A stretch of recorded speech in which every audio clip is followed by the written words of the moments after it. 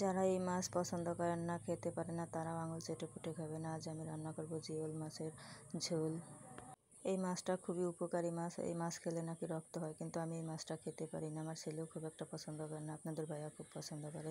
তো আজ আমি এই মাছটা রান্না করার জন্য মিক্সিতে কাঁচামরিচ, পেঁয়াজ আর জিরা বেটে নিলাম। তারপর হলুদ গুঁড়া, ধনিয়া গুঁড়া, মরিচের গুঁড়া, পরিমাণ মতো লবণ আর একটু আদা রসুন বাটা দিয়ে মশলাটা ভালো করে কষিয়ে নিলাম। অল্প অল্প পানি দিয়ে কষিয়ে নিয়ে তারপর পরিষ্কার করে রাখা জিওল মাছ দিয়ে আবারও একটু কষিয়ে নেব। জিওল মাছের পাতলা ঝোলই খেতে ভালো লাগে। আমি এতটাও পাতলা করে রান্না করব না, খুব একটা ঘনও না, মিডিয়ামভাবে রান্না করব। তো মাছটা দিয়ে ঢেকে দিলাম, নেড়ে চেড়ে কষিয়ে নিলাম। যে মাছটা কষানো হয়ে গিয়েছে, এখন দিয়ে দেবো পরিমাণ মতো ঝোল দিয়ে আবারও ঢেকে দেবো বলক তুলে মাছটা সেদ্ধ হওয়ার জন্য। তারপর এখন লবণটা চেক করে দিয়ে নামিয়ে নিলাম। আর এদিকে আপনাদের ভাইয়াকে খেতে দিলাম।